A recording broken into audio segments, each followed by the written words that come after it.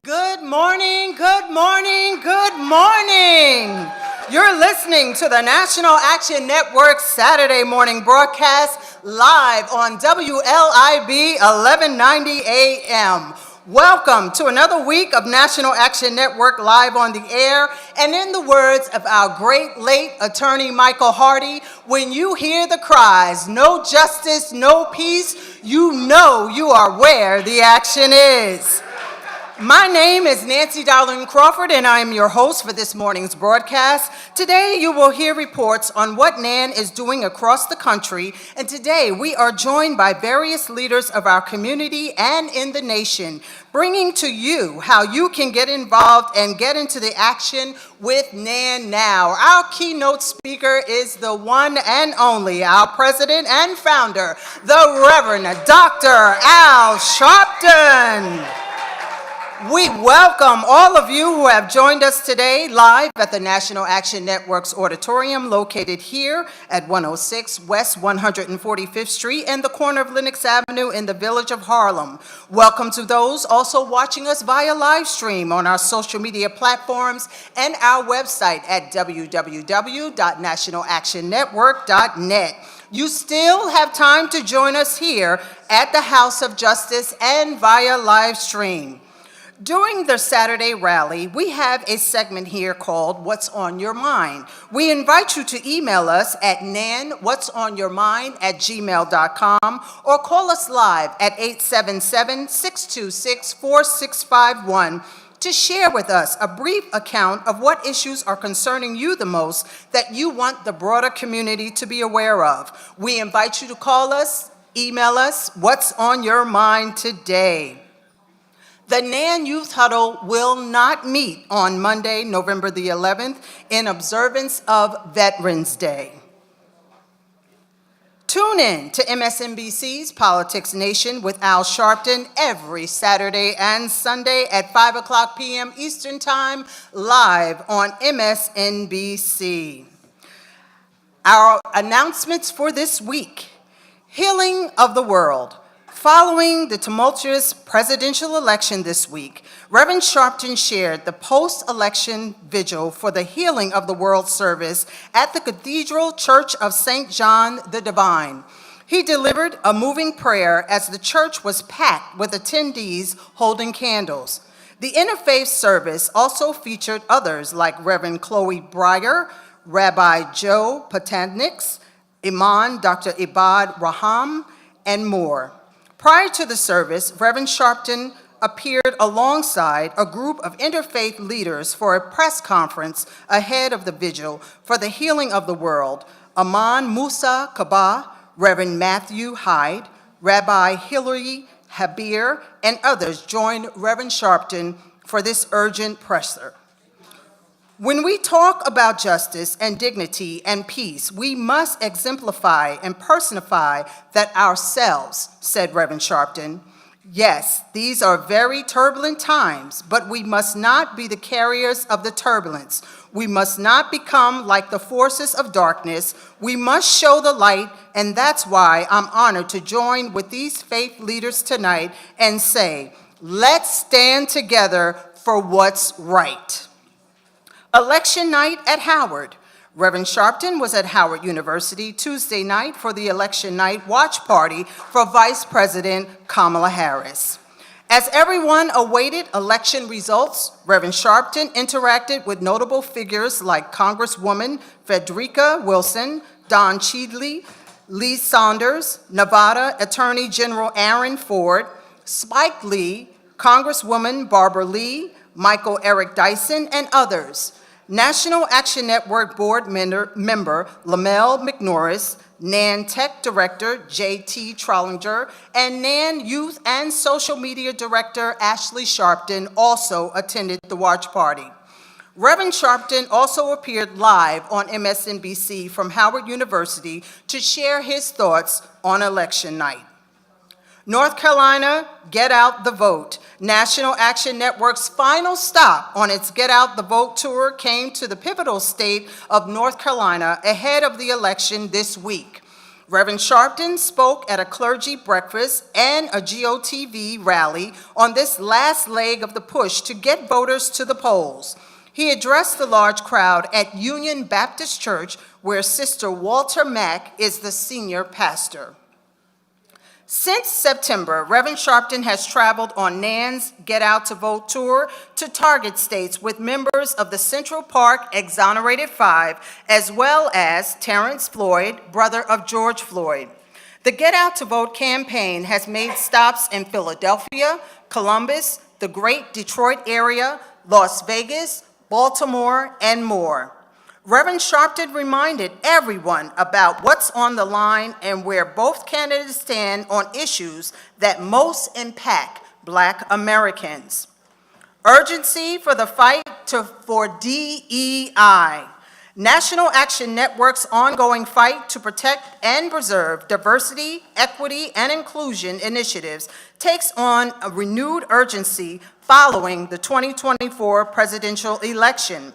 NAN's DEI Thursdays in front of hedge fund billionaire Bill Ackman's office has been a regular occurrence for over 10 months now, and as NAN pushes for greater equality, fairness, and the protection of our civil rights gains.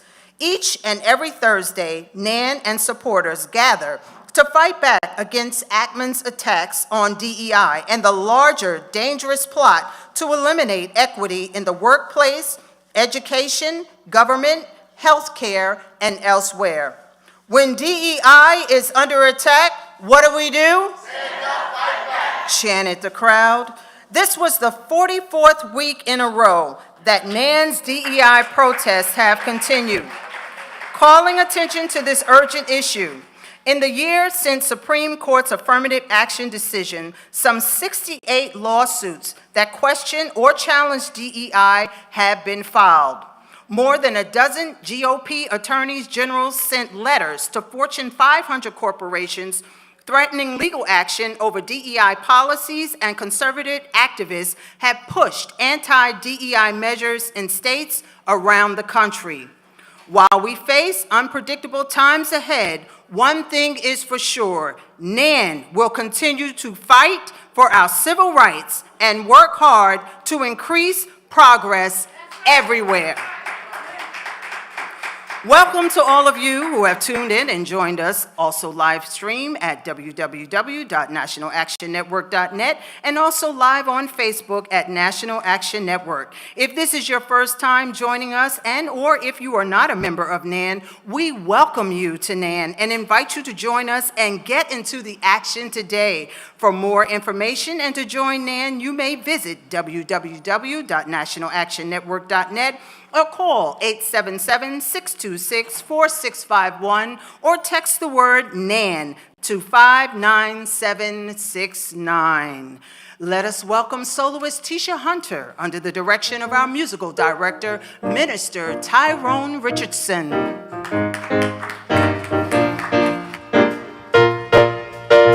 Come on, everybody, clap your hands this morning. Listen. Great and mighty is He. Great and mighty is He. Clothed in glory, arrayed in splendor. Great and mighty is He. Let me hear you say, great. He is a great God. Great and mighty is He. He is an awesome God. Clothed in glory, arrayed in splendor. Great and mighty is He. Let me hear you say, great. He is a great God. He is an awesome God. Listen, let us lift His name. Celebrate His ways. For He has redeemed us.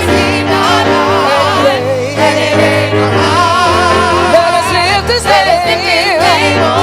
Celebrate His ways. Has redeemed us. He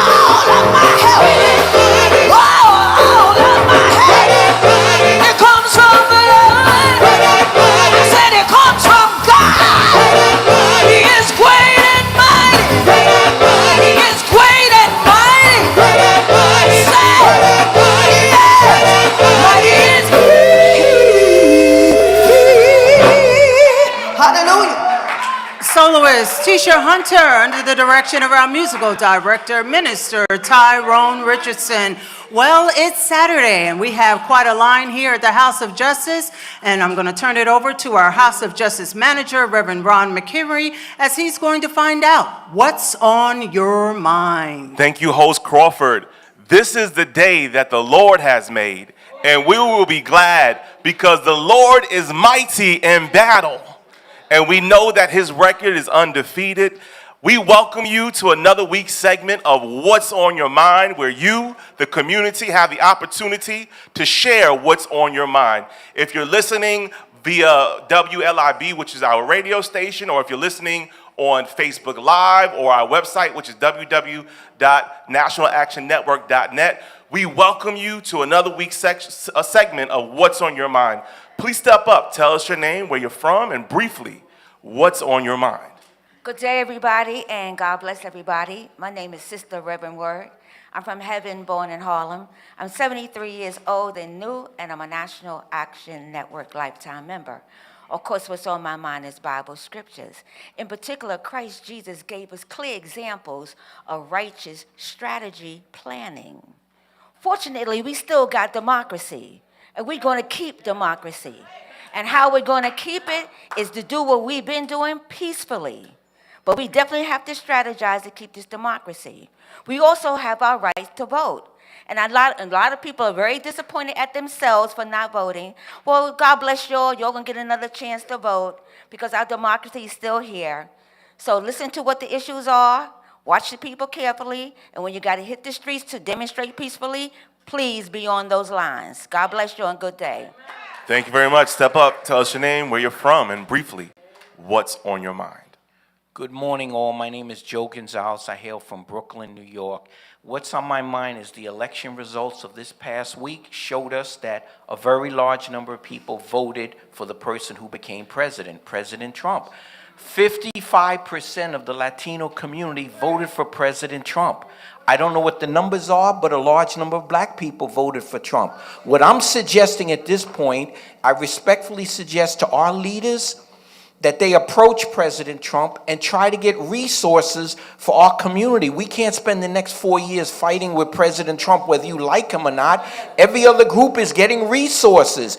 Yesterday, we were told the mayor of New York City and the governor of New York reached out to President Trump. So I respectfully suggest that people perhaps approach a reset and approach President Trump and try to get resources and have a fresh conversation on the issues of the day. And that's what's on my mind. Please step up, tell us your name, where you're from, and briefly, what's on your mind. Good morning. I'm Dr. Jesse Fields, Harlem community doctor. What's on my mind? I've been thinking about Kamala Harris, wondering how she's doing, wanting her to know how very, very proud we are of her. What she did was not easy to do. A black woman stepped forward to represent democracy, to represent all of us. She stood for the highest ideals. In her speech at Howard University on Wednesday, she said, and I quote, "Do not despair. This is a time to organize, to mobilize, and to stay engaged for the sake of freedom and justice, and for the future that we all know we can build together." And we ought to let her know that she will not be alone, that she will not be fighting alone, that we will keep fighting for no justice, no peace. Thank you. Thank you. Please step up, tell us your name, where you're from, and briefly, what is on your mind. Good morning. I'm Minister Sandra from the Bronx. We got to understand that the laws are made for, me and another member went to the courthouse for our brother Neely. And listening to that lawyer for that murderer, and talking about how he served the country and he was doing a duty to protect people on the train.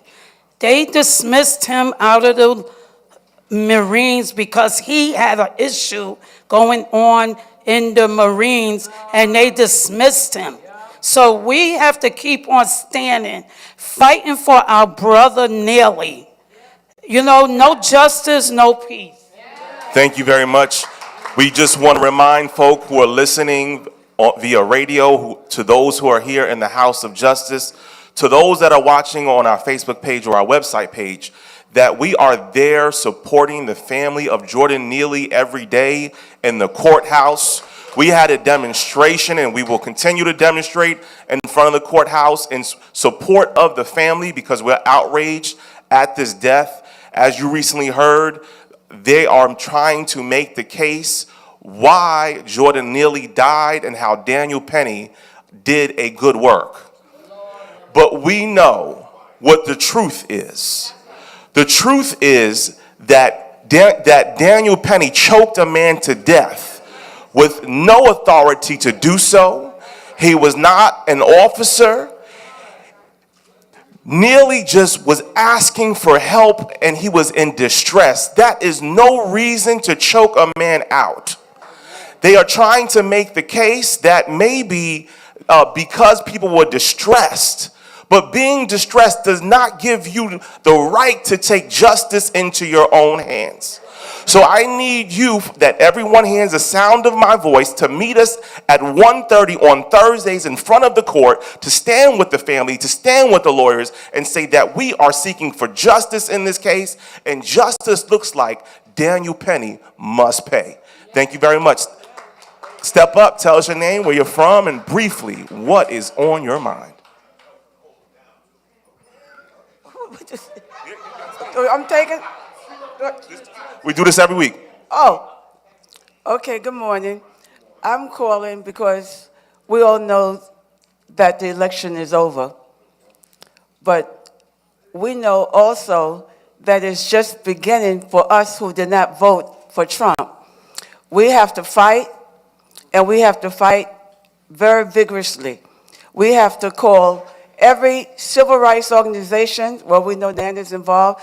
I heard NAACP. I haven't heard from the Queen, from the Urban League. But all organizations has to be called. The AARP, because you know with the 2025, they want to cut back on Medicaid and Social Security, which affects seniors like myself.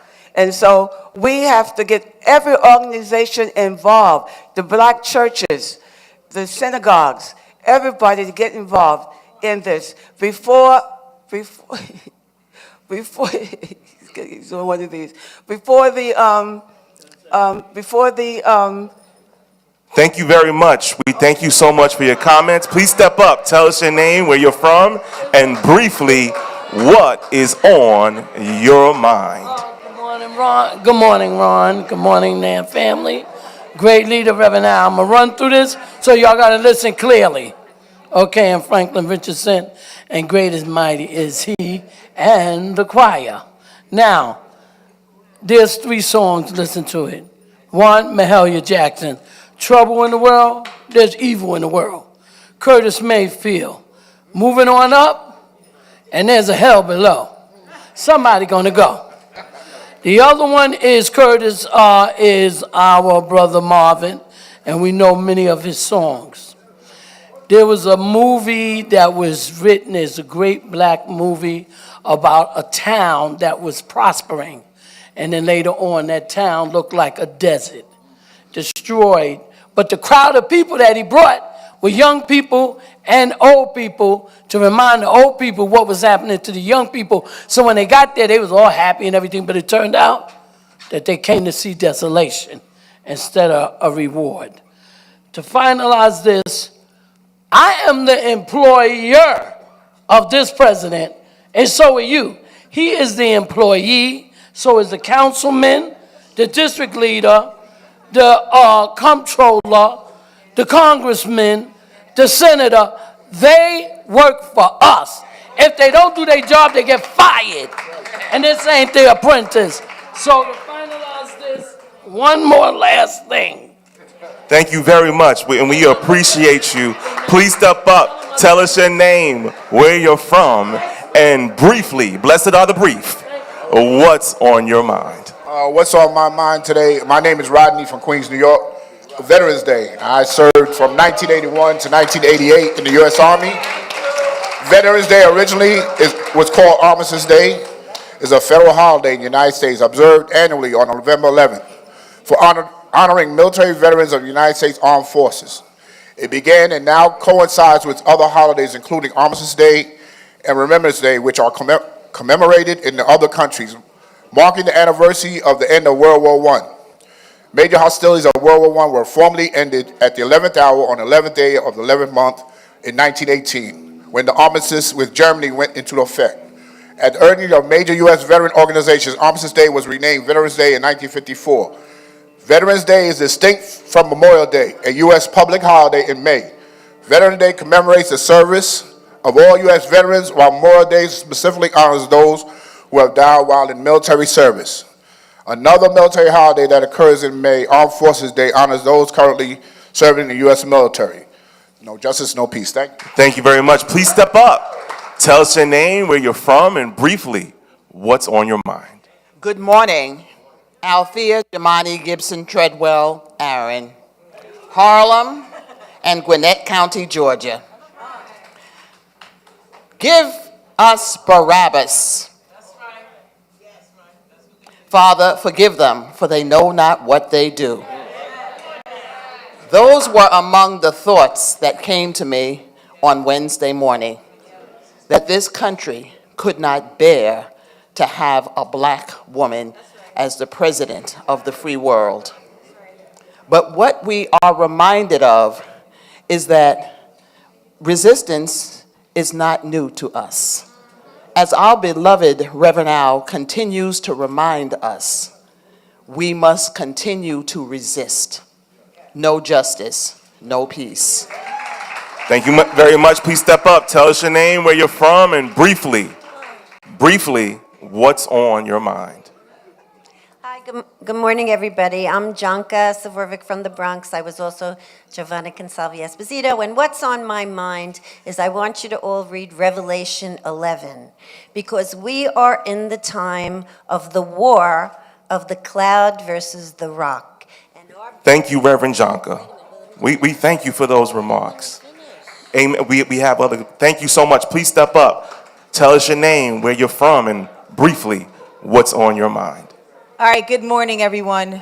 My name is Sierra Scott from Brooklyn, New York, by way of Queens. I didn't write anything down, but I have a lot on my mind, and definitely thinking about the election and the results from the election. The first 2 days, I was definitely upset. But then the third day, because I was watching people, looking at videos, getting feedback and testimony from folks, and I started to think that there's an opportunity in this challenge, in this struggle that we're going through right now. If you look at it, 3 of the 10 billionaires, they got $64 billion because Trump came into office. So what does that look like for us? It looks like something. We need to start thinking about that, okay? That's one thing. And then the other thing is that we really need to think about boycotting these people. So, I'm so sorry, because that's where I'm at right now. We need to start boycotting a lot of those companies that voted for Trump, because look at what, we got to hit them where it counts. We have to hit them at the bottom line. And so we need to start mobilizing NAN, Urban League, NAACP. We really need to start thinking about boycotting these companies and hit them where it hurts. No justice, no peace. Thank you very much. Please step up. Tell us your name, where you're from, and briefly, what's on your mind. Good morning, Nan. I'm Reverend Ramsey from Brooklyn. I just wanted to share the scripture, Philippians 4, verse 8. Finally, brethren, whatsoever things are true, whatsoever things are honest, whatsoever things are just, whatsoever things are pure, whatsoever things are lovely, whatsoever things are of good report.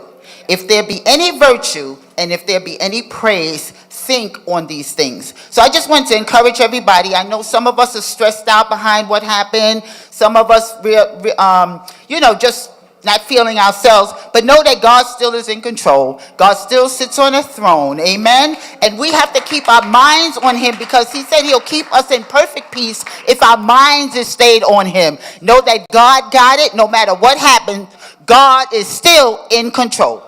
Amen. Well, that concludes this week's segment of What's on Your Mind, where you, the community, have the opportunity to interact with the National Action Network. You can do so by going to www.nanwhatsonyourmind@gmail.com, or you can call 877-626-4651. We want to remind you that everything you heard today are simply viewpoints of the contributors and don't directly reflect that of the National Action Network. And we thank you for listening. You're back into the hands of our host, Crawford. Thank you, Reverend Ron McHenry, and to each and every one of you that contributed in today's What's on Your Mind. And just as a brief reminder, when we are making our comments, let us keep in mind the words of our president and founder that we must be respectful in our comments, all right? Let's just keep that in mind, because we are live. We are live. Our members are hard working on the ground to raise the issues and making change into a reality into this country. To hear more about what our communities are doing right here in the New York City chapter, we take you in the house this week with Dawn Jones, the chairperson of the Political Action Committee of the New York City chapter of National Action Network. Let us welcome her at this time. Greetings, House of Justice, family and friends, and happy Saturday to all under the sound of my voice here in the listening audience. To Nancy Darlene Crawford and all program participants, I greet you with the joy of Jesus. Glad to be back in his service here at the House of Justice just one more time. We welcome you all to the Saturday Action Rally experience. We thank our fearless leader, the Reverend Dr. Al Sharpton, for his consistent leadership. My name is Dawn L. Jones. I'm a lifetime national board member and chairwoman of the National Action Network Political Action Committee. The National Action Network Political Action Committee, every fourth Saturday, monthly meetings are held here at the House of Justice on Saturday, November 23rd, 2024 at 11:30 a.m., immediately following the rally. We are proud to present the NANPAC November is National Military Families Month celebration, 5th Saturday Voter Education Forum Project Series here at the House of Justice, 106 West 145th Street, in the village of Harlem. Please join our team for this event on Saturday, November 30th, 2024 at 12:30 p.m. Program begins. November is National Military Families Month, and the military relies not only on education and training to ensure readiness, it relies on strong families to support its fight for freedom. This month, the nation will continue to honor the commitment and sacrifices made by the families of the nation's past and present service members. If you have any questions regarding this event, please contact me at 212-281-3518. November is National Military Families Month, and the National Action Network New York City Chapter Political Action Committee join NANPAC for this intimate post-election dialogue on helping to speak truth to power about the Electoral College, electorate map, timeline, and voter registration, presented by Helen Jarrett of Coalition of Black Trade Unionists Political Action Committee at our 5th Saturday Voter Education Forum Project Series right here at the House of Justice. That's on Saturday, November 30th, 2024 at 12:30 p.m. Also with a discussion on Black genealogy, the future of exploring our past, presented by Stacey Bell. All roads lead to West 145th Street and Malcolm X Boulevard. For further information, contact NANPAC at 212-690-3070. Brenda Ricketts is our forum coordinator, and I would like to thank her for helping us with our telephone banking. A huge part of our committee's efforts centered around voting rights and voter registration, not just in national election years, but on a local level as well. We kicked off our voter registration drive here at the House of Justice in March, in Women's History Month 2024, and at the NAN Convention 2024. We've had voter registration and information tabling in front of the House of Justice with the NAN Disability Committee each and every Saturday, weather permitting, during the months of March, April. We also were tabling at the National Action Network Convention 2024 Resource Room and in the community in the months of May, June, and July. During the months of July, we have held a voter registration and information drive canvassing with the Frederick Douglass Boulevard Alliance, the Links Incorporated, Coalition of Black Trade Unionists, and Convent Avenue Baptist Church Social Justice Ministry near Boulevard Bistro on West 116th Street and Frederick Douglass Boulevard since the second Saturday in July. In August, we were at National Night Out in Restoration Plaza, Grant's Tomb, and Harlem Week 2024. Thank you to Lloyd Williams, Winston Majette, and the Greater Harlem Chamber of Commerce. Also in September, we tabled at the Convent Avenue Baptist Church Social Justice Ministry, at the Christian Mission Ministry Annual Mission Fair at the Convent Baptist Church, located here in the Hamilton Heights section of Harlem. After the African American Day Parade in front of the Samuel Community Club, thank you to everyone who came out on Tuesday, September 17th. That was the 2024 Constitution and Voter Registration Day. We were in front of the House of Justice on that day. We also were in front of the House of Justice in the village of Harlem on Saturday, September 2021, during the Nan Women's Auxiliary birthday celebrations. The same month, we were at the Apollo Theater and Victoria Theaters up until the voter registration deadline that has been changed to 10 days before, on Saturday, October 26, 2024. Thank you to the NANPAC members who registered voters and got the forms to the post office to be postmarked on the last day of voter registration and the first day of early voting. A huge thank you to Reverend Dr. Al Sharpton for his Get Out the Vote efforts to the swing states, the first stop, the City of Brotherly Love, Philadelphia, and the last stop, Winston-Salem, North Carolina, my late mom's undergraduate alma mater city. The presidential general election day was last Tuesday. Thank you to everyone who soared to the polls. We attended a watch party at the Adam Clayton Powell Jr. State Office Building, hosted by State Senator Cordell Clear, Alpha Kappa Alpha Sorority Incorporated, and others. I marched in the Central Labor Council's Labor Day Parade, where I received additional information. We are also in support of the New York State Senior Action Council Incorporated 2024 State Legislative Goals, adoption of the New York Health Act, that's Senate Bill S7590 and A7897, repeal of Medicaid home care consumer cuts, including Senate Bill 328 and 6346, New York Health Act A7897 and Senate 7890. The New York Health Act is legislation that will create a universally public finance health care plan with guaranteed comprehensive benefits for all those who live or work full-time in New York State. We have had guest speakers at our fourth Saturday monthly meetings on this issue. Defending Democracy, Empowering Voters, the National Action Network Political Action Committee is a grassroots, nonpartisan organization working to ensure everyone is represented in our democracy, also to protect and expand voting rights. We defend democracy and empower voters through activism, education, and information at the local, state, and national levels. Our meetings are held on every fourth Saturday of the month and forums every fourth Saturday here at the House of Justice. It is the goal of our committee to provide the network with a platform that will identify our agenda and issues, embrace and promote them in the faith, community, labor, and political arena. If you are or anyone else you know would like to be a part of the Political Action Committee, please contact NANPAC at 212-690-3070. Thank you for your attention. God bless you all. God bless Reverend Dr. W. Franklin Richardson, Chairman, and the National Action Network. No justice? No justice? Have a blessed holiday weekend. Stay healthy and safe. Turning it back over, tune in now to Nancy Denise Crawford. We wish you peace, justice, and blessings.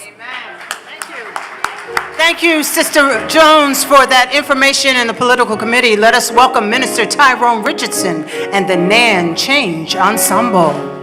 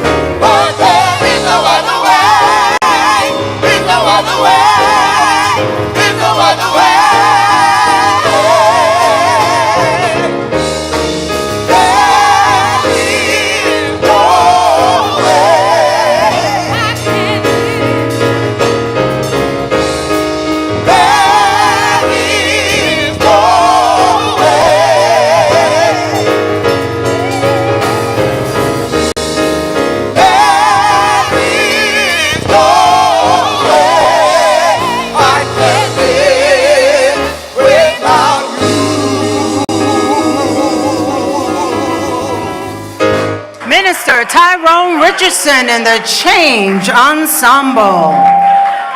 Every Saturday, we have an inspirational word coming from one of our leading pastors from across the country. Please welcome to bring an inspirational word to us this morning, Reverend Lemuel Mobley, the senior pastor of Livingstone Baptist Church in Brooklyn, New York. Let us greet him with a warm National Action Network welcome.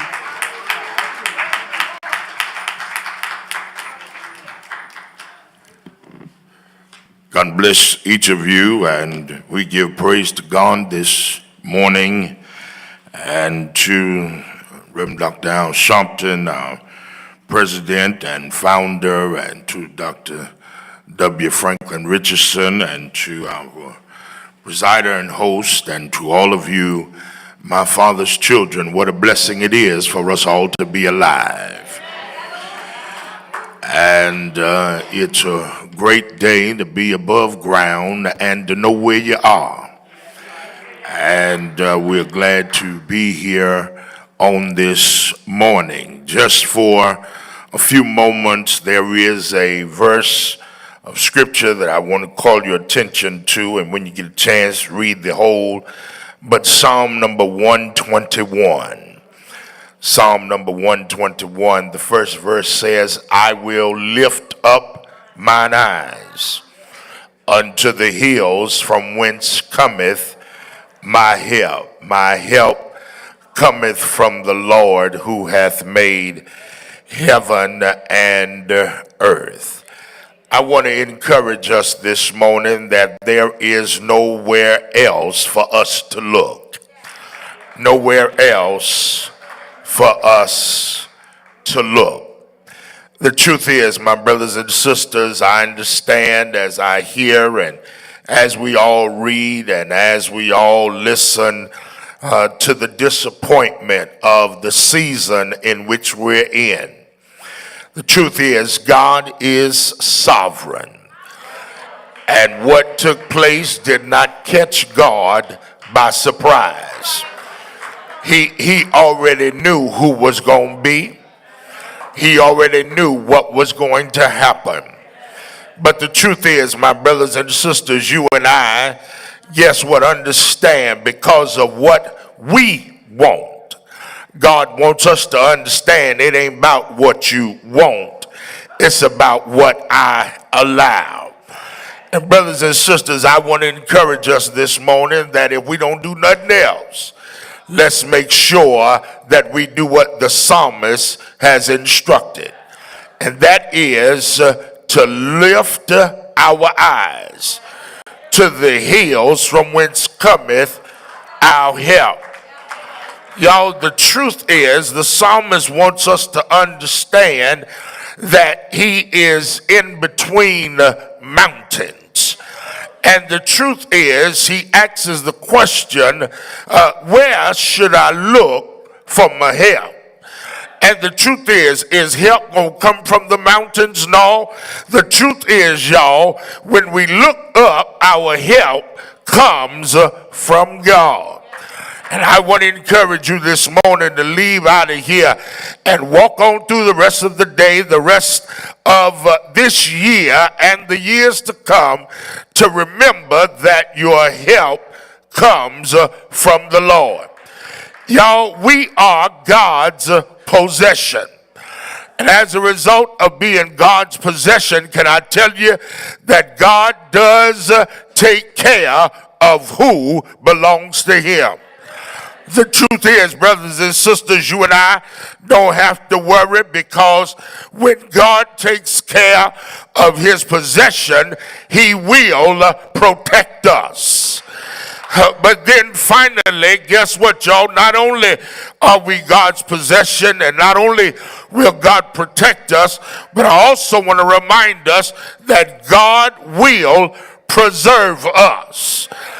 That's what the last few verses of this psalm remind us, and that is, he will preserve us.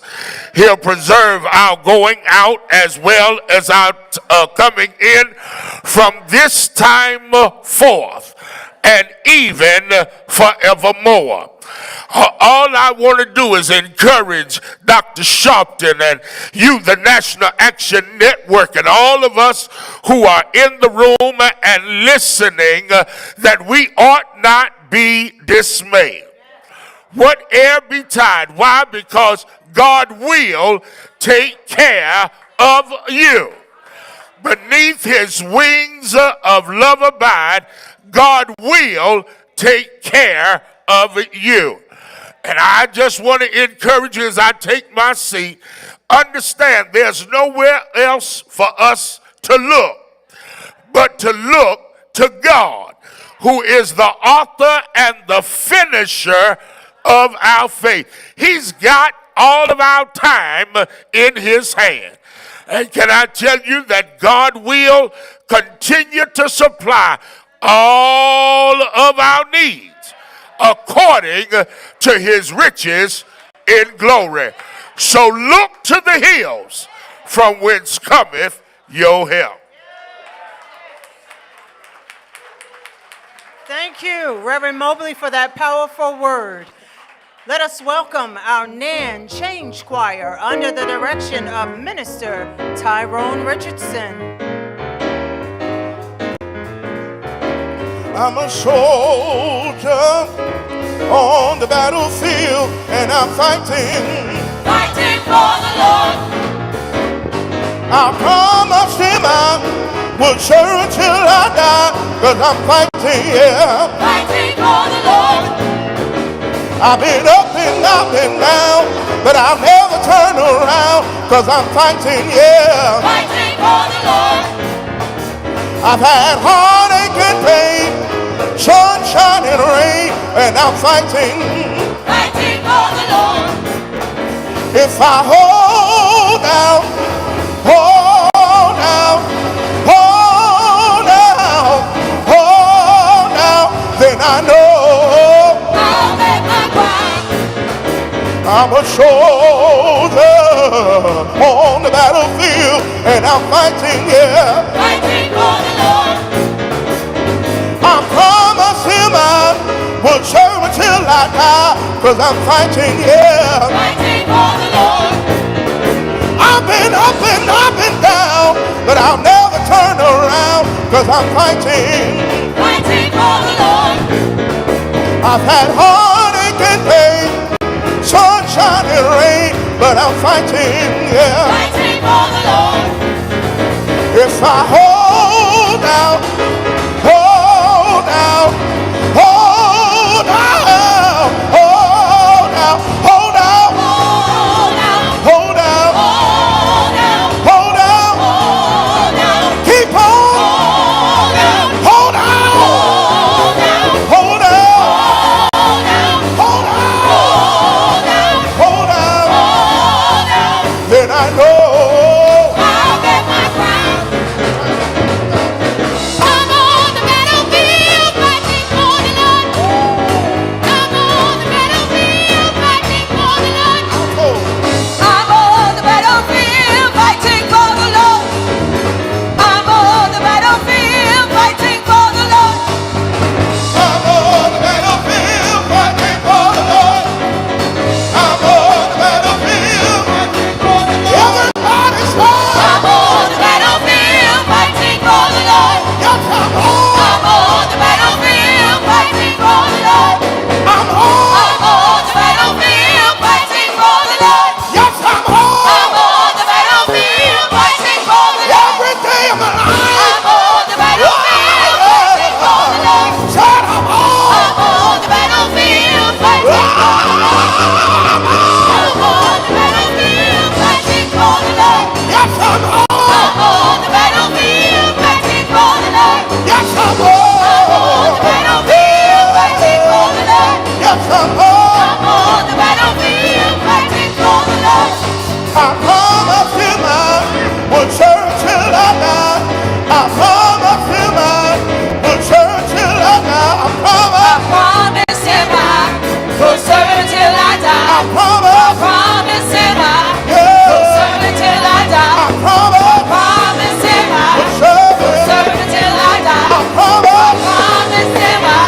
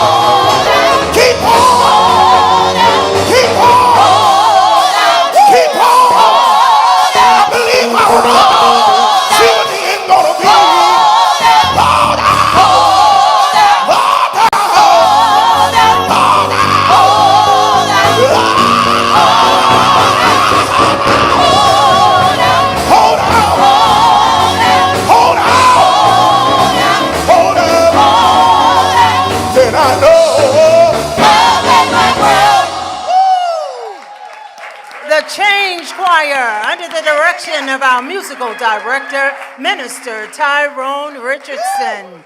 Brothers and sisters, I ask that you please stand to your feet as we receive our president and founder, the Reverend Dr. Al Sharpton.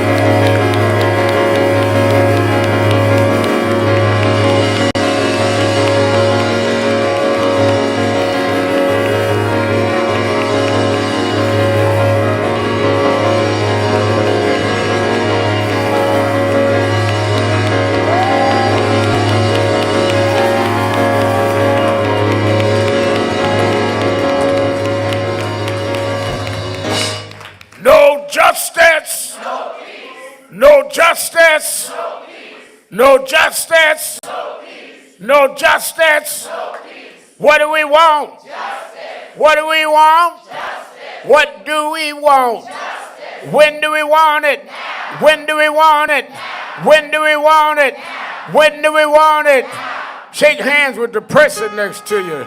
Tell them you love them. Never give up. Never give in, a change will come, keep it down within. Troubles and trials won't last always. With God on our side, nothing's a brighter day. My people, hold on, brother, be strong. A better day is coming and it won't be too long. Yeah, change will come, change will come, change will come.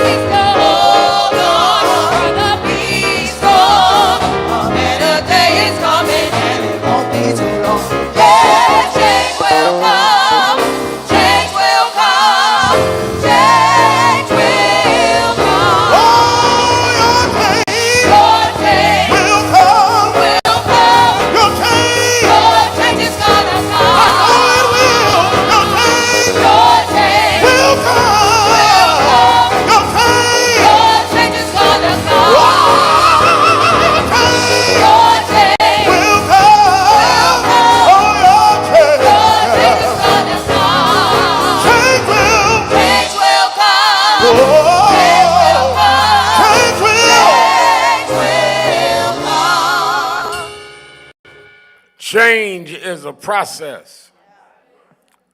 Change is something that is a process that evolves in its own time. Some change is immediate. Some change is eventual. But all change depends on those that seek change to believe that change will come. Some mornings you wake up, the sun is shining. Other days it's cloudy. But even when the sun's not shining, you know the sun's not there because you can feel the climate through the clouds. So some of us are clouded today because of an election that happened on Tuesday.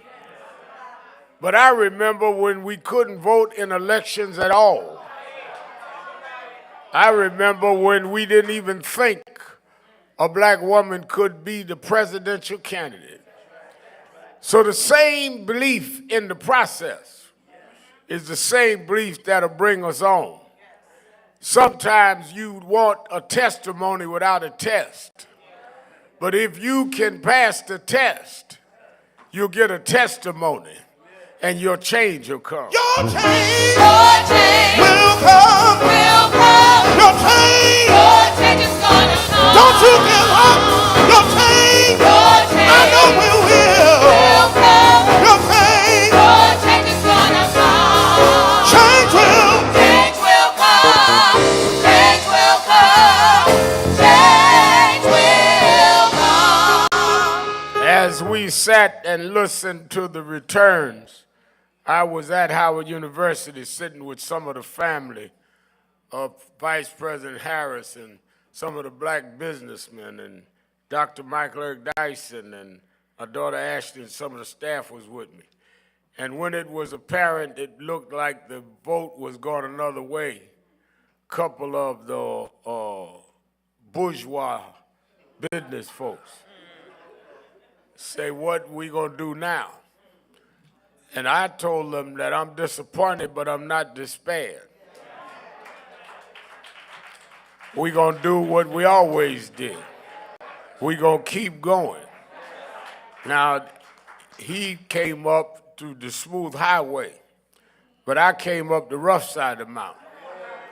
He went to Harvard and all them places. I went to public schools. Daddy had left. I had to wear Aramis cologne so they wouldn't smell the Raid Infect spray that we had to spray roaches. Some of y'all don't know nothing about roaches. But I grew up with Raid spray as the aroma in the house and mouse traps in the corner. But I kept on going anyhow. So I don't know how to give up. I don't know how to give out. If you hold on, if you keep going, if you keep believing, your change will come. Your change will come.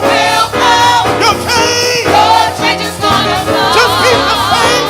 Your change hang on in there. Will come. Hold through it. Your change is gonna come.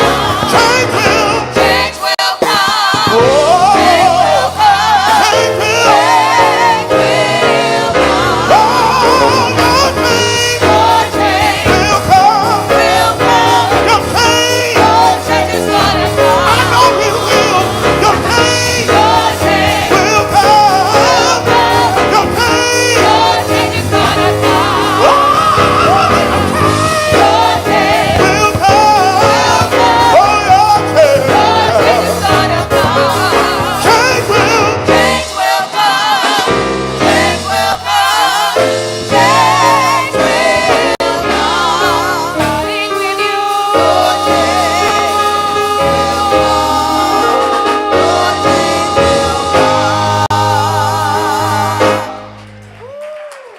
National Action Network Change Choir. Give them a big hand.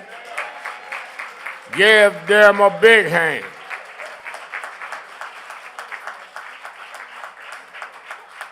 Certainly we're happy to be with you another Saturday morning for the Saturday Action Rally, and for you that are here at the House of Justice, 106 West 145th Street in the village of Harlem, and you that are listening live on 1190 WLIB AM in New York, and for you that are watching on various platforms, we're happy to be with you to give our report another Saturday morning where the action is. Give a hand to our presider, Sister Nancy Darlene Crawford, our Minister of Music, Tyrone Richardson. Give the band, give Chris and the band some. And give a hand, Reverend Mobley, for that inspirational message.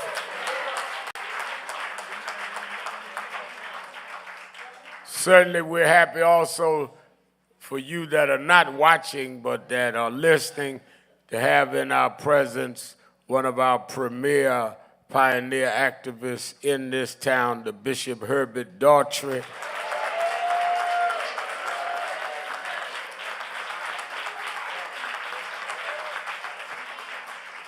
And the mother of Eric Gardner's sister,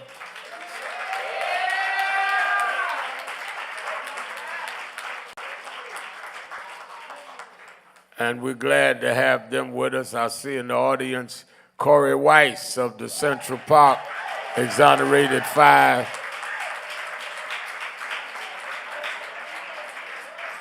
And Terrence, stand up, Terrence Floyd, brother of George Floyd. All right, and so many of you that are here today, and we're glad that you are here. Let me start by saying, first and foremost, that we are preparing for the holidays, and we are always served in both here and in our offices around the country Thanksgiving dinner on Thanksgiving Day. We really do it midday. You that are going to volunteer, please sign up. Stand up, Reverend McHenry, the coordinator of the House of Justice. Reverend McHenry and Patrice Perry and others will be organizers. Sign up today. Don't wait until the last minute to say where you're going to stand and what you're going to do and try to get in a camera. This is about feeding people. I do not believe that we should talk about helping one another and not understand. And I have my own problems with the story about the natives and the pilgrims. But I also understand that if everybody, I know when I was going to school growing up, everybody's celebrating Thanksgiving and you the only one don't have a Thanksgiving meal. It gives a social and psychological feeling to our young people. So we use it as a day of community. We not only serve them, but we sit down and eat with them. We stay all day and have Thanksgiving dinner together. And because of a brother that came last year and served with, brought his children, and he was so moved that he said that y'all need to do this in Brooklyn. He lives in Brooklyn, a successful businessman. So he's going to pay for us to do it in Brooklyn in the afternoon, as well as we do it in Harlem in the morning. So I want everybody to sign up, and you can sign up to work in Brooklyn, or you can work in Manhattan. So see them at the counter by the end of the rally this morning, because we really want to be ready for that. Now, let me say this as we get into the election. Many of us were heartbroken, disappointed, traumatized, and all of that. Let's welcome Impact Television family.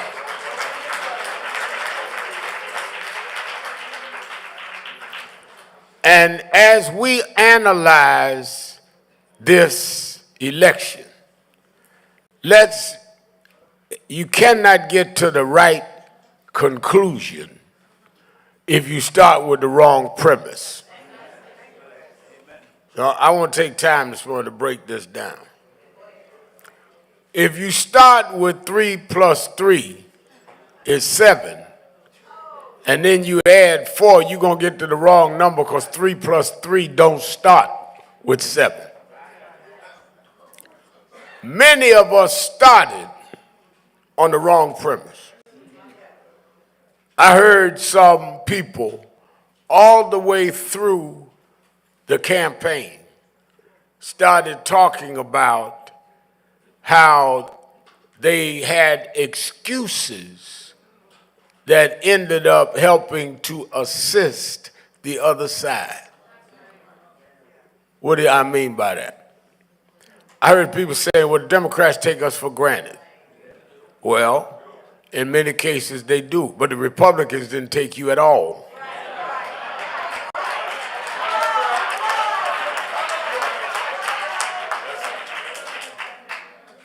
Where is Kamala's black agenda? Well, if you went to the website, you got it. Then she also came out with a black men's agenda. But now since you won, where's Trump's black agenda? In fact, I've been watching the last 48 hours as they are talking about who'll be in his cabinet. And I don't see one black face on the board.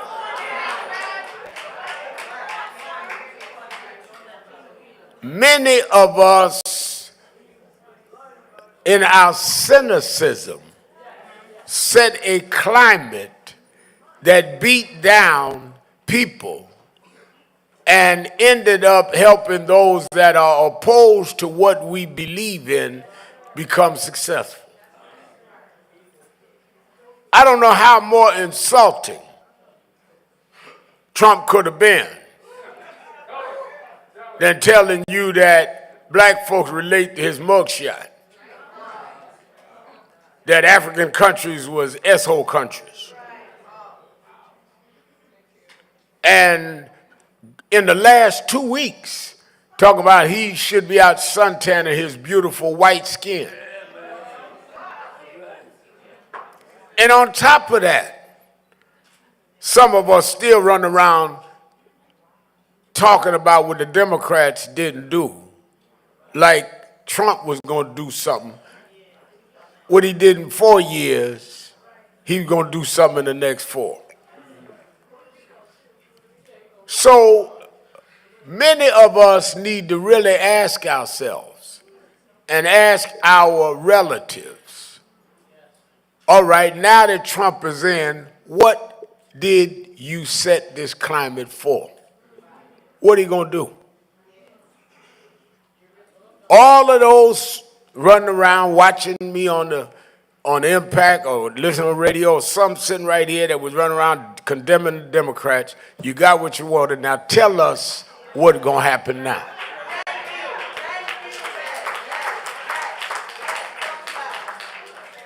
Well, I don't see nothing they did for me. Well, I do, but it don't matter. I want to see what he going to do for you. He got elected. He got the Senate. He'll be in charge of the judicial system.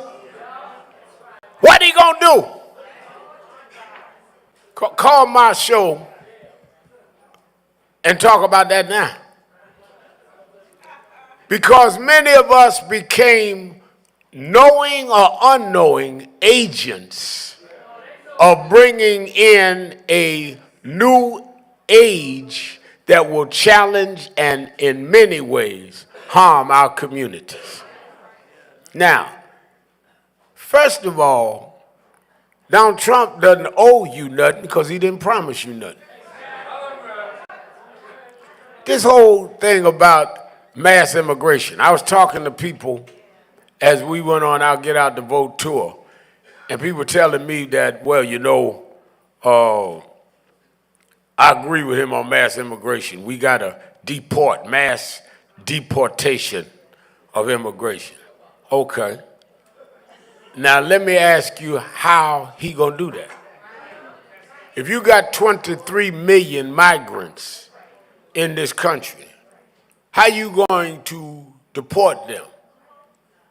Well, it's costing too much money. It's going to cost trillions to move 23 million people. First of all. Second of all, where you going to move them to?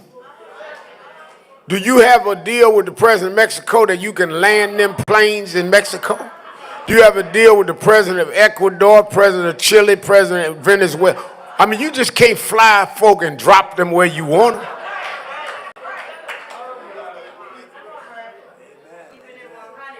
And how you going to distinguish between those that came across the border undocumented?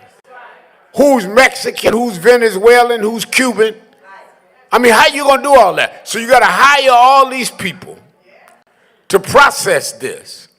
You got to negotiate all these deals with the countries you're going to send them back to. And you got to finance transporting them. And those countries going to say, well, we want some money to take care of them when they get here.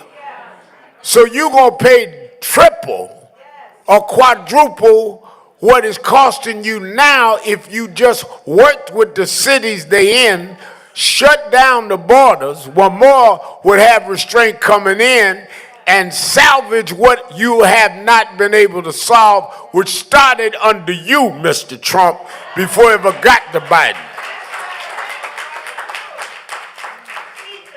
I mean,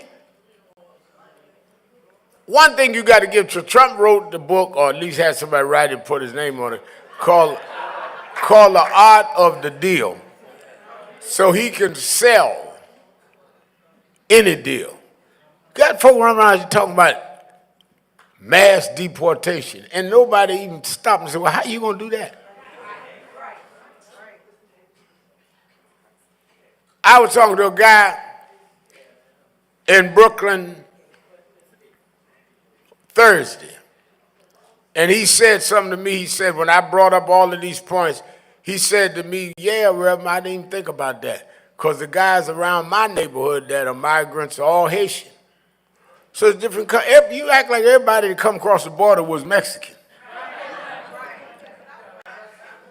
And everybody talks Spanish. There are different people in different countries that came here. But then let me bring it to this. He said they were taking your black jobs.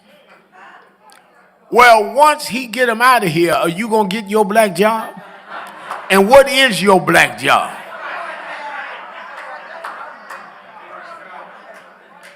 I mean, let's go see Trump and tell him, all right, fine. Now, while you deporting everybody, we're going to start taking a list of everybody that need their black job.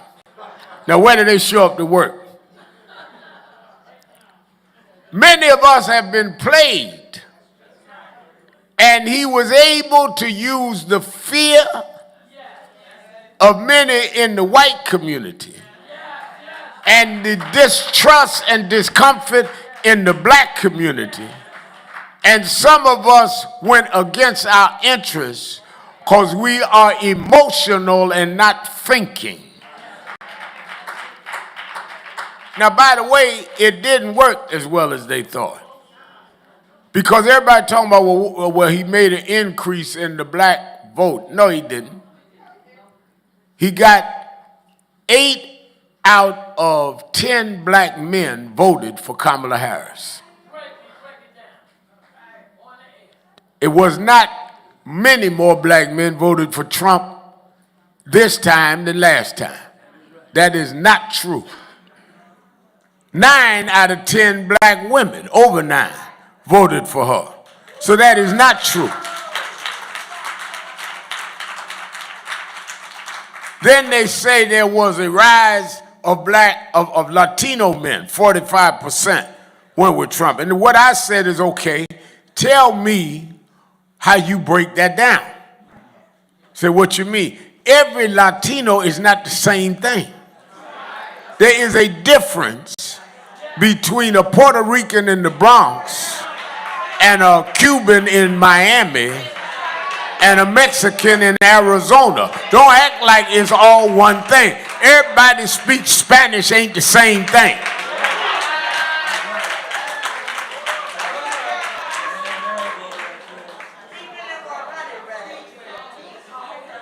Don't let them play games with you. What defeated Kamala Harris was not those elements that they said. Yes, he had a rise in Spanish-speaking people. He didn't have much rise with blacks.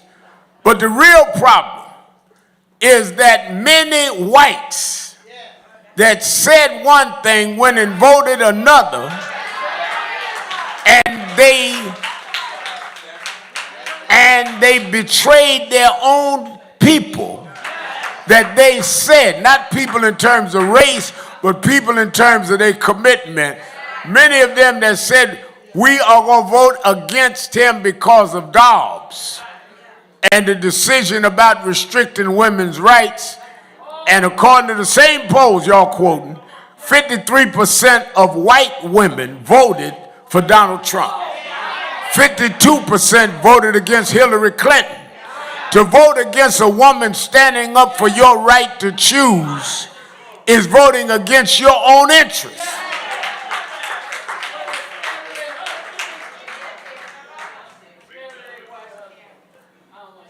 Now, Trump has the Supreme Court. Trump has the Senate. Trump, it looks like they may get the House. And it is in many ways dark days.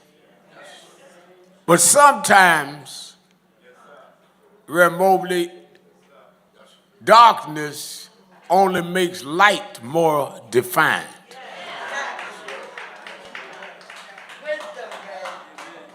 Sometimes darkness make you appreciate stars more. Sometimes darkness makes you understand your commonality.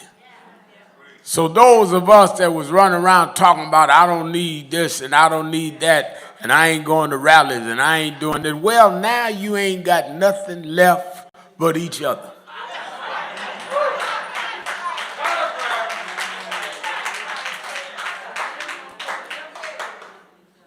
You don't believe it, the next day, people started getting anonymous text messages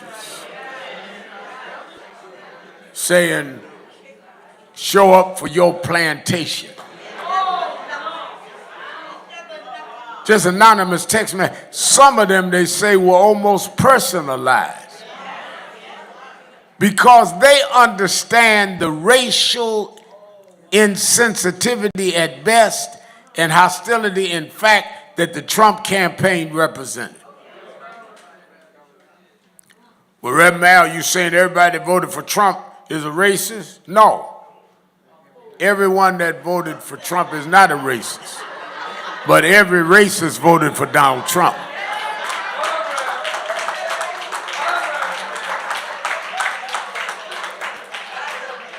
He just had a rally right here at Madison Square Garden.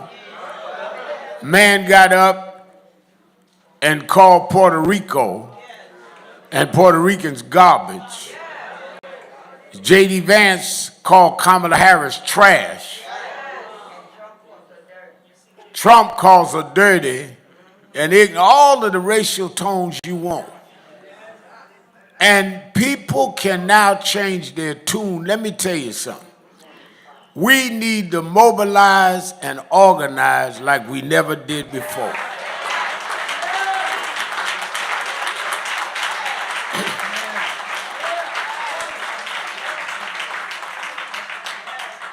January 20th is Martin Luther King holiday. We fought for that holiday. We petitioned for that holiday. We marched for that holiday.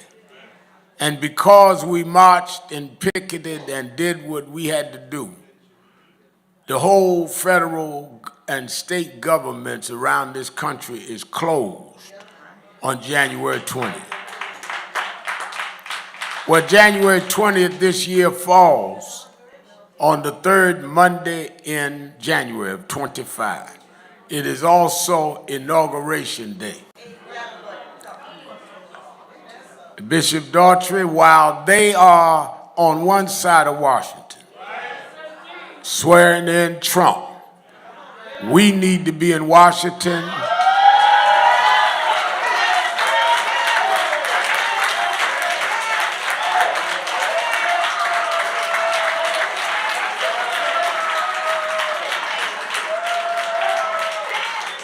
saying that we're going to keep the dream alive.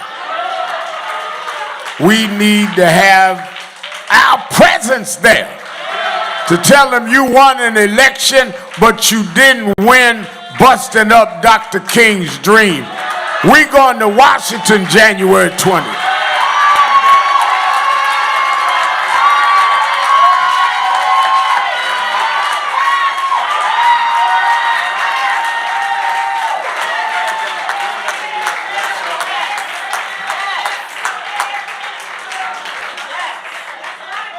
As we announce the details in the next week or so, I want y'all to get ready.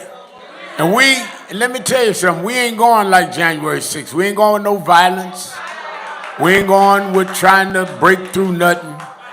But I want them to be able to see that thousands of us are not broken and are not going to back up. And what Dr. King stood for, we are not going to let anybody turn it around. You can turn back the clock, but you can't turn back time.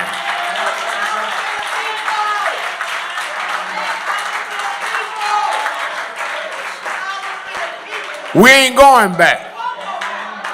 You can pass whatever bill you want. We ain't going back.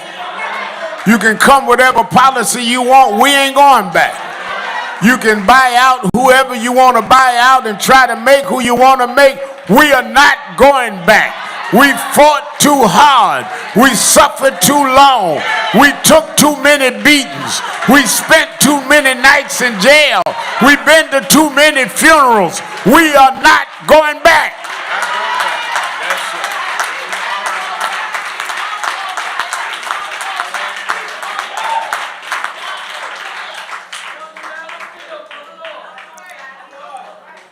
This is non-negotiable. So I want everybody to prepare now, all over the country. We're going to have buses coming. Like I said, we're going to announce the details. And if you got where you can't control yourself, don't come. Because I ain't going for all of this agitating violence. Because you wasn't mad during the whole campaign. You wasn't mad when they put 20,000 people in Madison Square Garden. So don't get mad at our rally. We standing up for something. We ain't going to tear nothing down. You get all of these push-button revolutionaries. They ain't mad until they get to our rally. I never understood that, Rev. George. You get on the train, ride all the way to the rally. Everybody in the train car with them, they sitting there nice, reasonable. Get off it, they stop, walk up.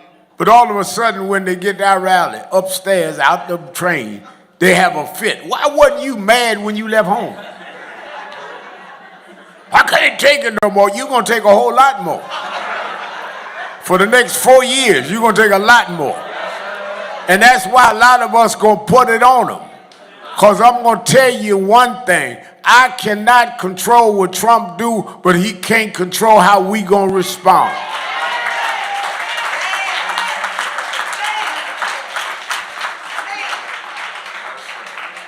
And there's some elections in between. You got the midterm elections, just a year after next, gearing up now. You got the mayor's race and the city races next year.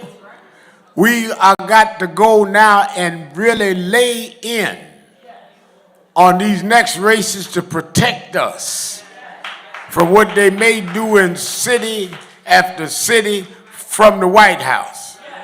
So y'all may make your deal with Trump, but just know your deal ain't gonna last. Because just like we took Trump down in 20, we'll take it down again. And let me say this to those talking about, well, we got to deal with new generation. We need the young and the old together. This whole new generation just elected a 78-year-old white billionaire. Hello. And if we're not careful, they got 40-year-old Vance coming behind him.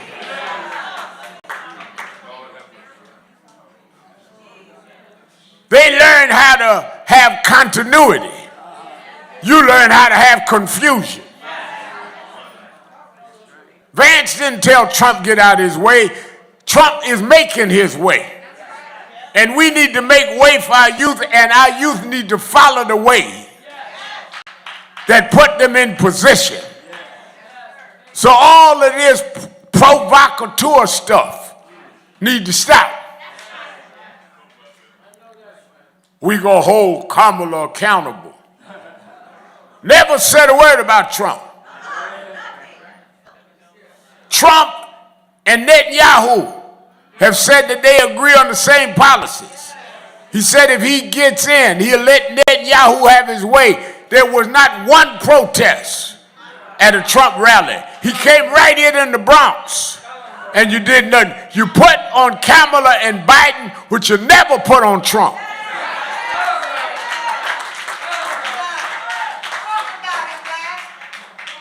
Now what you gonna do?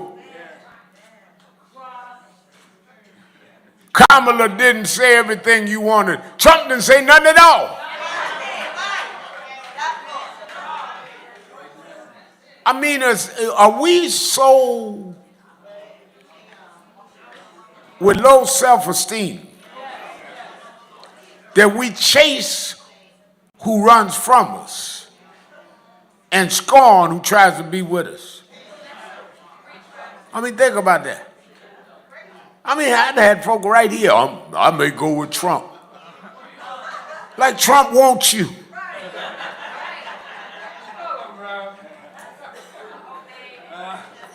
I often talk about there was a girl in Tilton High School, went to school with me.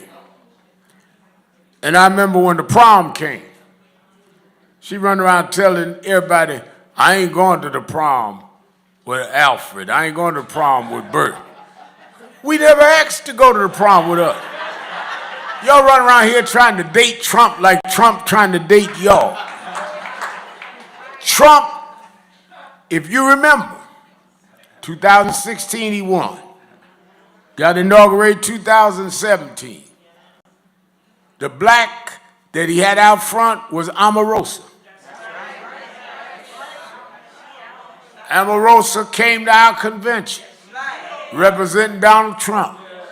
6 months later, they was packing her bags, walked her out the gate, and she told the world how they treated black folks. And she stood up like a proud woman and wouldn't lie about it. Ain't no black that ever got around Trump. The few that did didn't tell you the same thing. Look at the setup of the potential cabinet. Look at where we're going. But maybe some of us needed this to wake us up. Maybe they'll stop listening, Sister Gwen Carr, to the consultants in the Democratic Party and start listening to the people.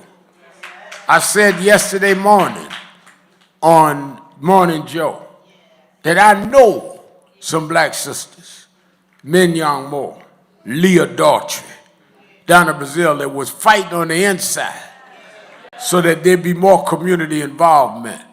But the consultants making all this money, talking about we could zoom it in.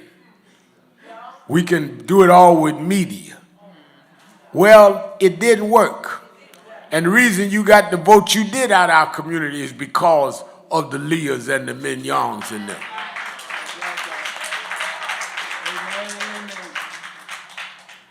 And I want to say this.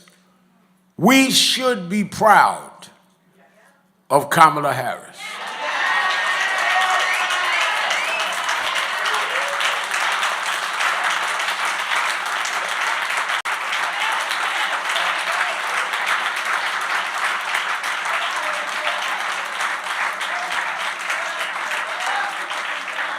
We should be proud. A black woman come out of single-parent home, went to an HBCU, Howard University, graduated, got her law degree, ran for the district attorney in San Francisco, became the first black woman district attorney in San Francisco, went on there and ran for the attorney general of the state. Never had a black woman attorney general in California, the biggest state in the union. Most populated state in the union. She won for that, went on from there and was elected to the U.S. Senate. Went on from there and was elected Vice President of the United States.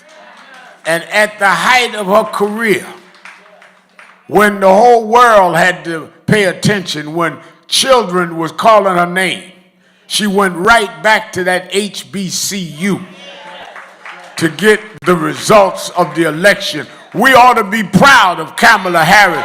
She never forgot where she came from.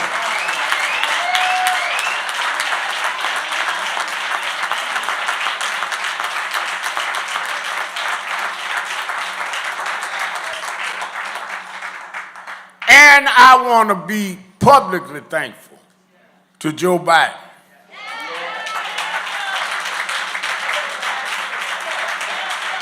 Y'all say what y'all want. Joe Biden stood up on criminal justice reform. When the Republicans blocked the George Floyd bill, he made an executive order. He saved the Affordable Health Care Act. All that we laid out, Joe Biden put through more than any president in our lifetime. And even though it may have broke the heart of some of them around him, he stepped back and put a black woman as vice president and stepped back and let her run for president of the United States. We ought to all appreciate Joe Biden.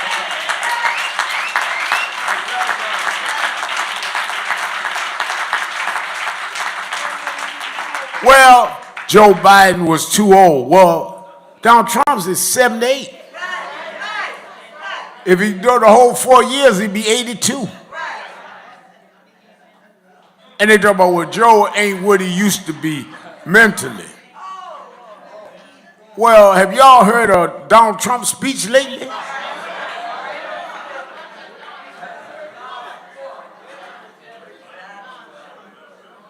I mean, he be talking about windmills and all kind of crazy stuff. Y'all think that make good sense? So, my point is today, for those that tune in to what we got to say, is we got to fight. And we've got to start on January 20th. And we've got to, on the day that we made a holiday, we're not going to disrupt the inauguration, but we're going to say they will not disrupt the dream of Dr. King.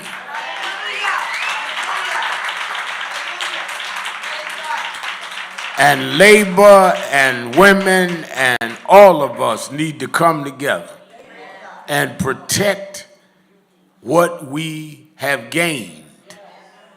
And we need to use these city and midterm elections, but you can't start late. We got to start January 20th.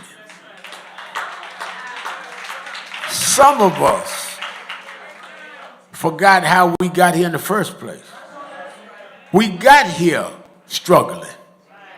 We got here fighting. We got here marching. We got here paying dues. And the only way you're going to stay here is you got to continue that fight. Some of y'all got too cute. Some of y'all got too comfortable. Right now, some of our people have been going down with Minister McHenry to the trial downtown of Neely. Right now, they're trying whether a guy had the right to put a chokehold on a man because they say he was acting unruly on the train. I'm talking right here in New York. If he unruly, it doesn't give you the right to kill him.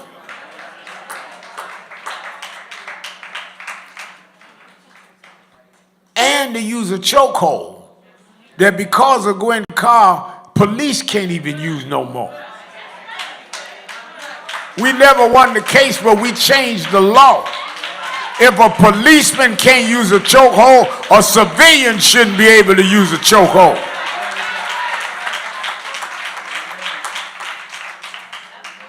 Right now, members of NAN and led by Ron McHenry been going to the trial. Other groups are going. I told them work with everybody. People talk about which groups are going. I don't care who's going. Well, you know, I don't like Sharpton. I ain't crazy about you, but we got to stop these chokeholds.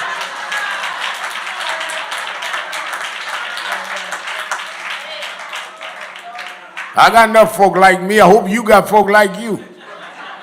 We ain't going on a date. We fighting for freedom. We fighting for justice.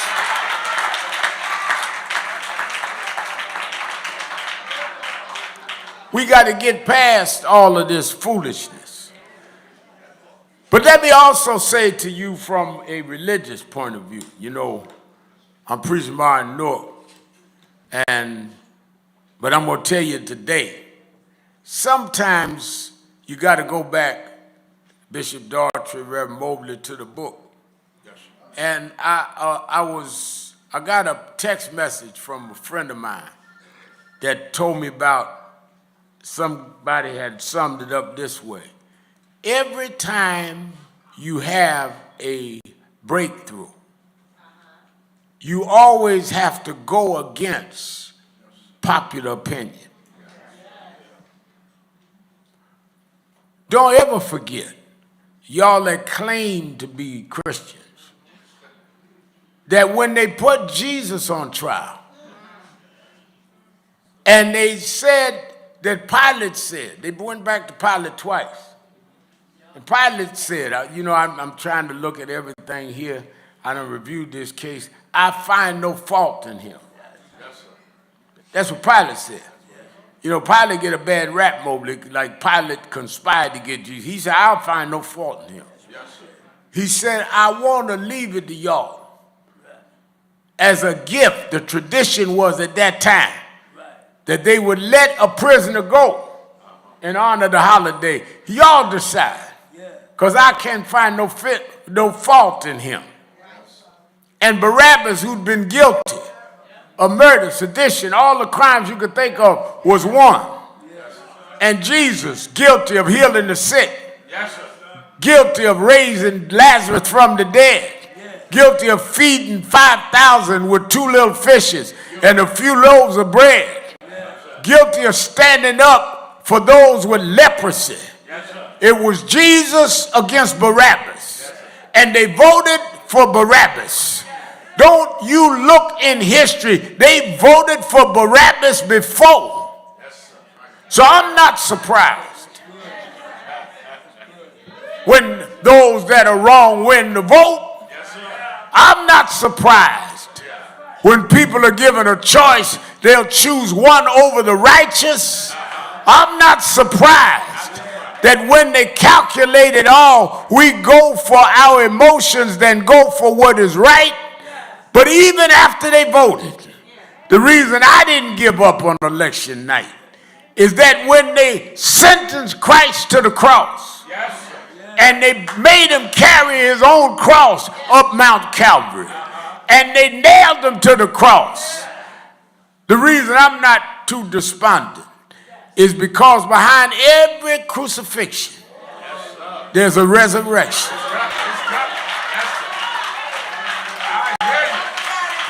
I can't stop you from bringing me down, but you can't stop me from getting up again.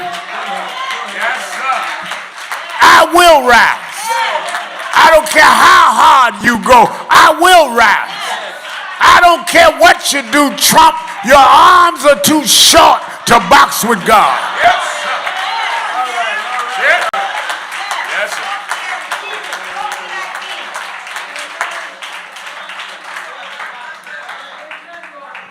During one of the rough days of fighting for abolitionism, Frederick Douglass was despondent.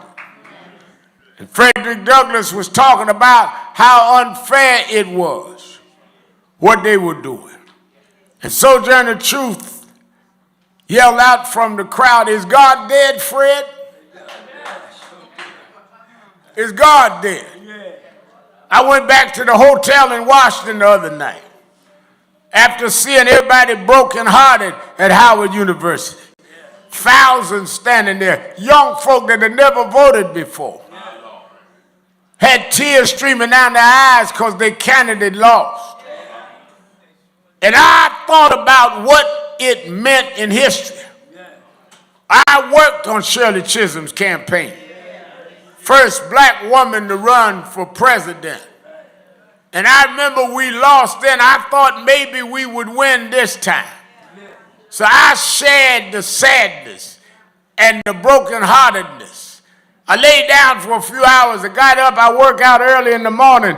And after working out, I come back to my room in the sunshine. sun broke through the clouds. And it reminded me of Sojourner Truth saying, is God dead? Trump may be the president, but he can't make the sun rise. Trump may become president, but he can't make raindrops drop. Trump may be the president, but he can't control the seasons. There is a God that sits high, but he looks down low, and he promised he'd make a way out of no way. He promised he'd fight my battles. He promised that even if the wicked tarry a while, the wicked will cease from troubling. God will make a way somehow. Yes, sir.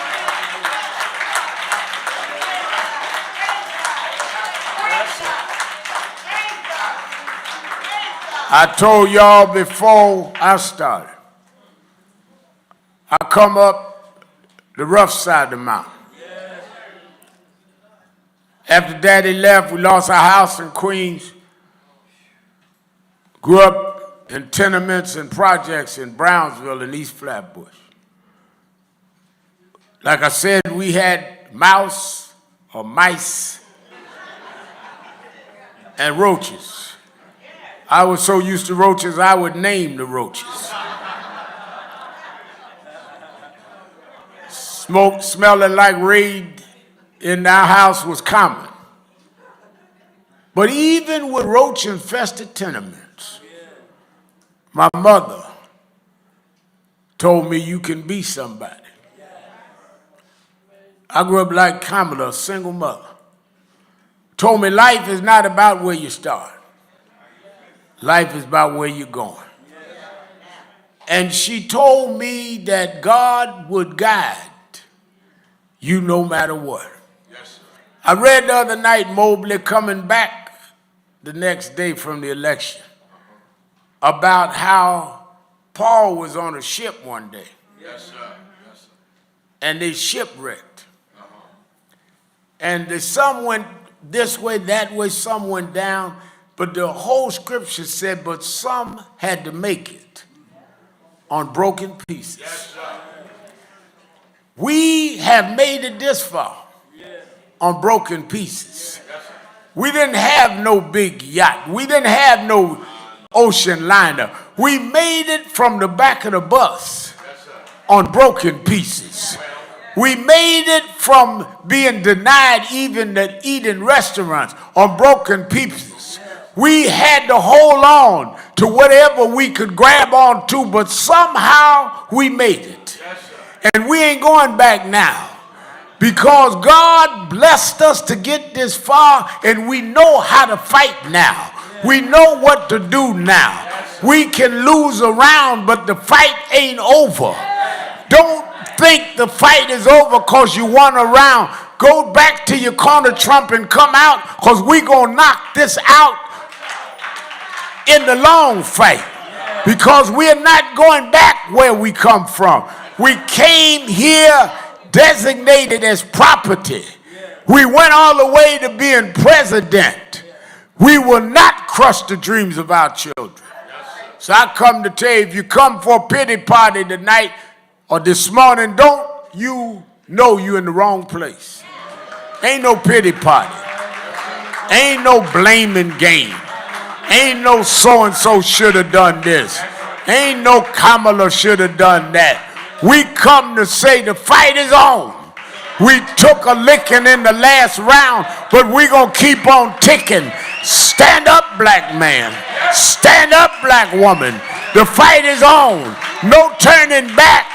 No questioning each other. God will make a way for his children. God is still on the throne. They say get back. We say fight back. They say get back. We say fight back. They say get back. We say fight back. Fight back. Fight back. Fight back. Fight back. Fight back.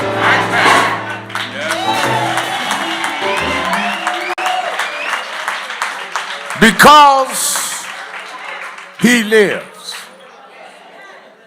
I don't know what Trump gonna do, but because he lives, I don't know what they're gonna try to put through, but because he lives, I know they got some plans that are not in our interest, but because he lives, I know he said he gonna get all his enemies. I may be on the list, but I'm not worried about it. Because he lives, I can face tomorrow. Because he lives, all fear is gone. I ain't scared of you, Trump. Because he lives.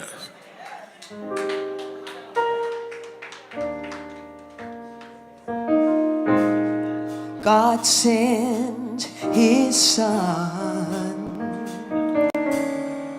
They called him Jesus.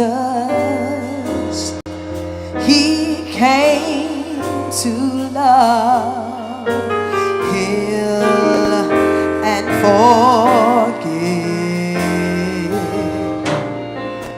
He bled and died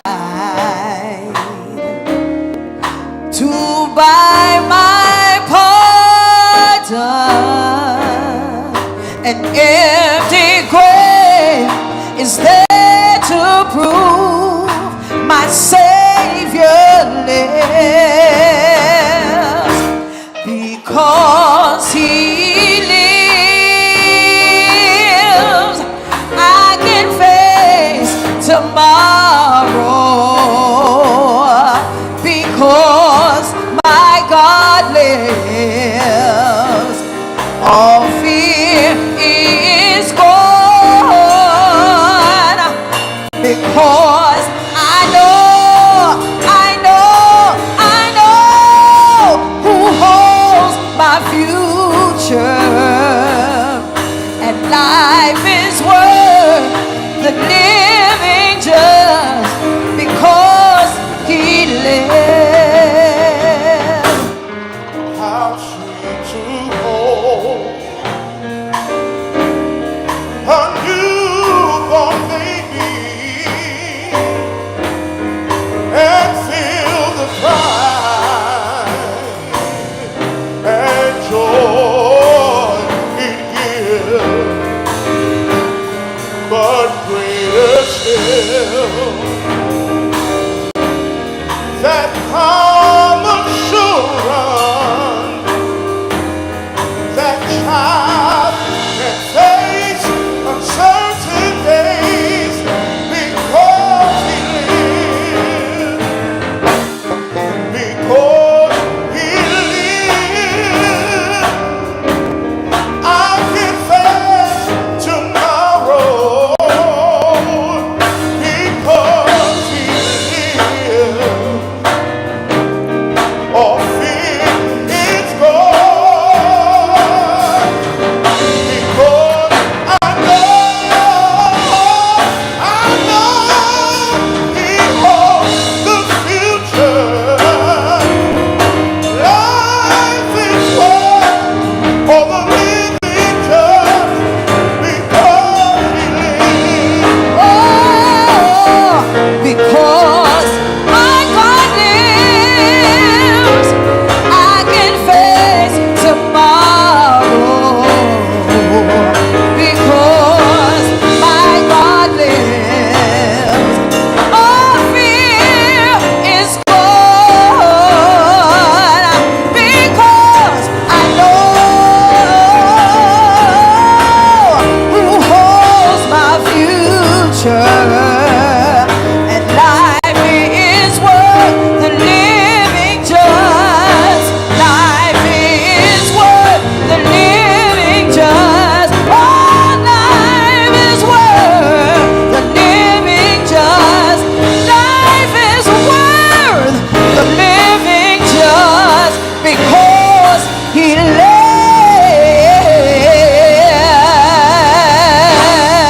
Hallelujah. Everybody's singing.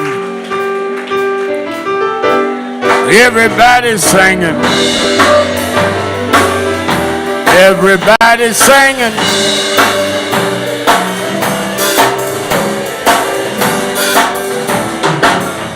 Everybody's singing. Sing Sing it like you mean it. Sing it like you mean it.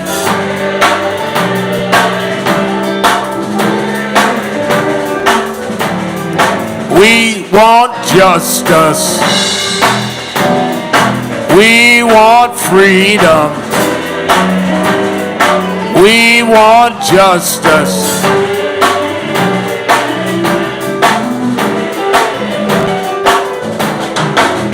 I'm opening the doors of the movement. There may be someone here today that hears us on the radio, watches our TV shows. I'll be on Politics Nation 5 o'clock live today. You see us on TV Saturday and Sunday or other times, but you never joined the movement.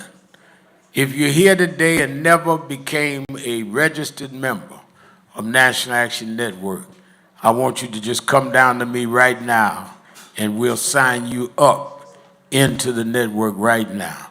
Just come right down, either and join right now. You that are listening or watching, you can go to nationalactionnetwork.net and join online, nationalactionnetwork.net. Come on, come on. Everybody's singing. Everybody's singing. Everybody's singing.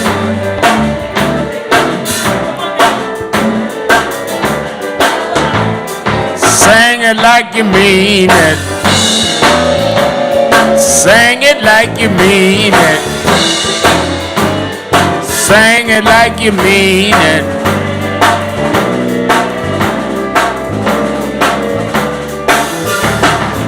We want justice. We want freedom. Everybody's singing.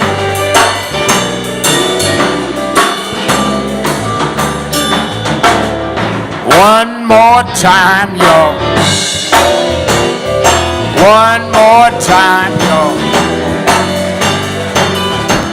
Everybody's singing.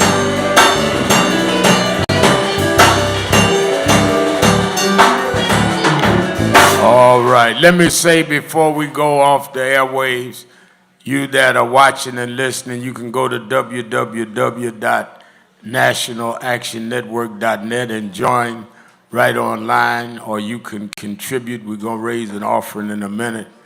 I thank again all of those that fought and worked in the Get Out the Vote campaign all over the country. And I'm very proud of probably the most outstanding black woman in media space, Rachel Nordlinger. Stand up.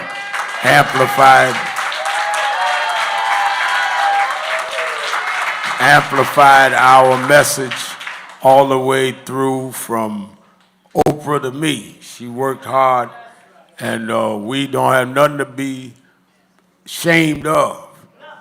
The struggle continues. And it would have continued if Kamala won. We just got to keep fighting. And all you radio revolutionaries, call me tomorrow and tell me what Trump going to do for you. On the air, don't tell me today. Call me while I'm doing my radio show in the morning and tell me what you're going to do for you. We punish those on our side, and we exalt those that pay us no mind. We have a strain, I suppose it comes out of trained behavior, that we beat down our friends and we exalt and embrace our enemies. But I learned a long time ago when you do this fight because you believe in it. Because if you're waiting on folk to give you credit, people done things all their life, mess themselves up, and come want me in 2 weeks to turn everything around for them. I gave a letter to your folk, Ramel. What happened?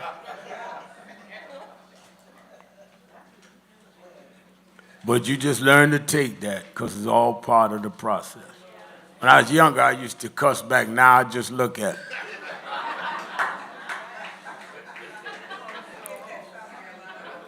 and just let it go. Because they don't mean no harm. Many of them just injured themselves. And you don't need to play into their injury. So I don't get upset when they act a little foolish because they injured.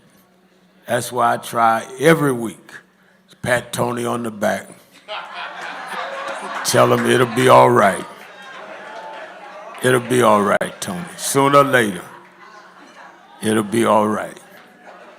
And he go on to the back and feels a little better. Tony, my special project. Glad to see one of our veteran journalists that was with us when it wasn't popular to be with us and has always stood and told the truth on the airways. Brother Wayne Gilman's in the house. Stand up, Wayne.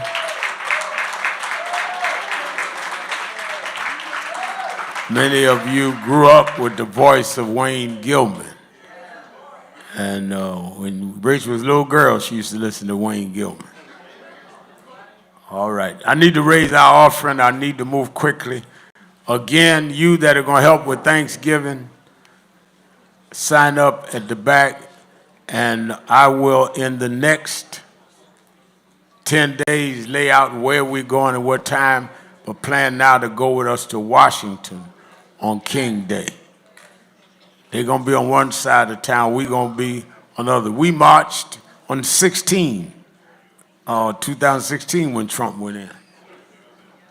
And we're going to do even thousands more this time. All right, I need everybody to give to the best of their ability. I need about at least 10 people to give $100 or more. Come quickly.